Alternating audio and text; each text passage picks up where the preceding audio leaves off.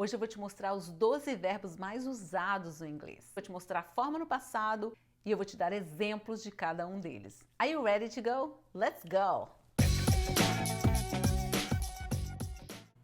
Oi gente, meu nome é Fernanda Darren, bem-vindos ao Let's Go English. E é claro que eu fiz uma pesquisa antes de fazer essa lista para vocês. Não é uma forma, não é científica, até porque a língua é dinâmica, muda, depende do lugar onde os falantes de inglês estão, mas de qualquer forma, você já sabe inglês, você vai concordar comigo que eles são super usados. Se você não sabe e está procurando onde começar, essa lista vai te ajudar muito. O vídeo está muito suculento, vou te dar exemplos de cada um deles. Então vamos lá. O verbo come, que significa vir. Então, o exemplo aqui, come visit me, venha me visitar. O passado desse verbo é came, cuidado com a pronúncia, tá? Na verdade mudou aí do O para o A. She came to visit me. To see, que significa ver ou enxergar. O passado é saw. I saw your glasses. E, gente, só lembrando aqui, esse to é só para significar que o verbo está na forma do infinitivo, tá? Outro verbo aqui, gente, é o verbo to take. Gente, esse verbo tem muitos significados, eu não vou entrar em todos eles, mas de uma maneira geral, é pegar ou levar. She took my book. Ela levou meu livro. Ou ela pegou o meu livro. Você pode, aqui no caso, pode ser traduzido das duas formas. Este verbo é um verbo irregular. Você vai ver a diferença aqui no caso, o passado é took. Eu posso perguntar para alguém, did you take my book? E a pessoa responde, yes, I took your book. O 10º verbo é think. Pode ser pensar ou achar. Também irregular, o passado é thought. Que também, gente, essa palavra pode significar pensamento. No caso, eu pensei, I thought, ou então, meu pensamento, my thought. I thought about it. Eu pensei sobre isso. I think German is a hard language. Eu acho que alemão é uma língua difícil. O 9º verbo aqui é o verbo to know, que é o verbo saber ou conhecer. I know you, eu conheço você. E talvez esse verbo seja usado tanto porque ele é usado como filler também. Fillers são aquelas palavrinhas que a gente usa para preencher o vazio de uma conversa. Eu já fiz um vídeo, eu vou deixar aqui para vocês. Depois dei uma olhada onde eu falo sobre o uso dos fillers, que na verdade são bons, ajudam muito na fala, mas ele é considerado um mau hábito se usado demais. Gente, se você estiver gostando, não esquece de apertar o like, tá? É muito importante para o canal, isso mostra para o YouTube que o assunto é relevante e ajuda o YouTube a recomendar esse vídeo para mais pessoas e mais pessoas poderão aprender inglês. O 8º verbo, make, que significa fazer. O passado dele é made e ele causa muita confusão com o do, que é o assunto para outro vídeo, tá? Vai dar um vídeo inteiro se eu fizer a comparação entre os dois. São usados de maneiras diferentes. Então, o exemplo, I make my bed every morning. Que é bem normal, né? Esse verbo também ele é usado para formar phrasal verbs, ou verbo frasal. Realmente, ele é um dos mais usados. To get. O get, assim, é um coringa do inglês, tá? Ele é usado de várias maneiras. Não vou especificar aqui todas. É um verbo que dá assunto para um vídeo e longo. Se a gente for citar todos os exemplos e situações em que ele é usado. Com certeza, se você souber bem esse verbo, você vai estar para frente no inglês. Did you get the money? I got it. Did you understand what I'm saying? I got it. Did you pick up the kids from school? Yeah, I got them. Como ficar? I'm getting hungry. Estou ficando com fome. Como chegar? I will get there 8 o'clock. Eu vou chegar lá às 8. Como conseguir? I got an A on a test. Como entender? Super usado também. As pessoas falam, I get it. Significa eu entendo isso. Okay.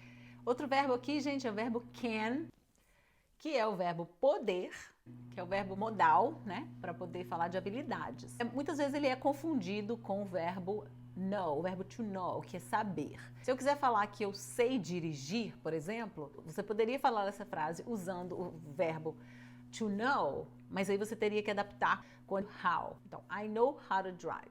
Eu sei como dirigir.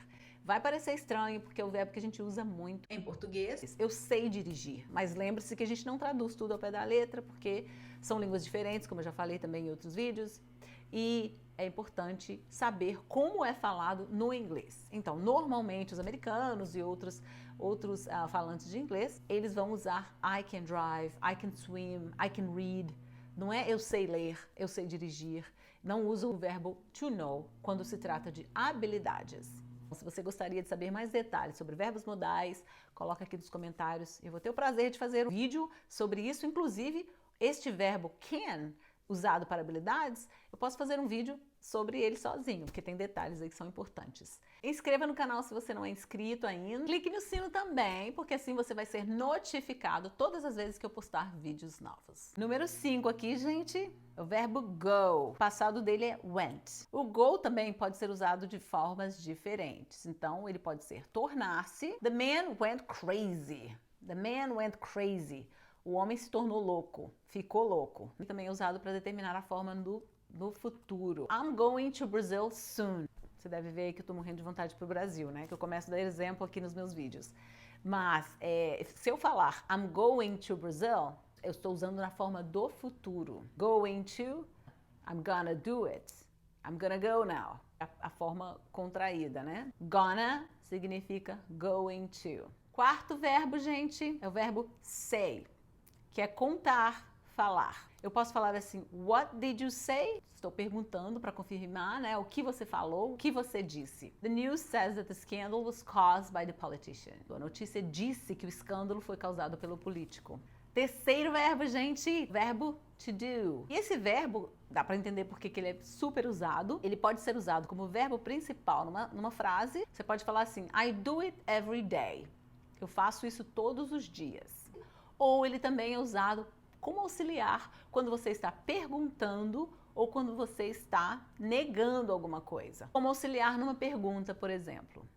Do you like it? Você gosta disso? O importante aqui é o like, né? O verbo da sentença. No entanto, toda vez que você pergunta, você vai usá-lo como auxiliar somente para mostrar que, no caso, é uma pergunta. Do you work out? Aí a resposta pode ser no, I do not work out. I don't work out. E olha o do de novo na resposta negativa, né? Então, toda vez que você está negando, você vai então usar esse do. Segundo verbo, gente, a gente está chegando aqui no finalzinho com os mais usados de todos. Esse aqui é o segundo, tá acabando. O verbo have. I have a lot of winter clothes. Eu tenho muitas roupas de inverno. Então eu uso dele como verbo principal. Como auxiliar, eu posso falar, oh, I have to go now. Então, eu tenho que ir agora. Esse verbo pode ser usado também para marcar o tempo verbal present perfect. Esse também é um outro assunto para um outro vídeo. Mas um exemplo é I haven't done that yet. E agora, gente, o campeão de todos, que é o verbo to be. Tanto é verdade que este verbo é o mais usado do inglês. Todo mundo que já aprendeu inglês começou com esse verbo, né? Aquelas perguntas básicas que a gente vê quando a gente começa a aprender inglês. How are you? Como você está? Who are you? Quem é você? E mesmo na resposta. Quando eu respondo, eu falo, I am Fernanda. Então, é uma outra maneira de falar, my name is Fernanda. Mas, portanto, tem o verbo to be. Que ele tem duas traduções, né? Que é o ser e o estar. Desse eu já fiz um vídeo e vou deixar aqui no cards para vocês. Quando vocês terminarem esse vídeo, se o verbo to be ainda não está claro para você, eu explico num vídeo bem curtinho sobre este verbo, porque é o verbo básico da língua, de verdade. Então, gente, são esses os verbos. A ideia aqui, na verdade, foi passar para vocês uma visão geral. É claro que cada verbo desse, sabendo que eles são tão usados, eles são usados de várias formas. Eu não entrei muito em detalhe, porque senão eu poderia sentar aqui e ficar falando muito sobre eles.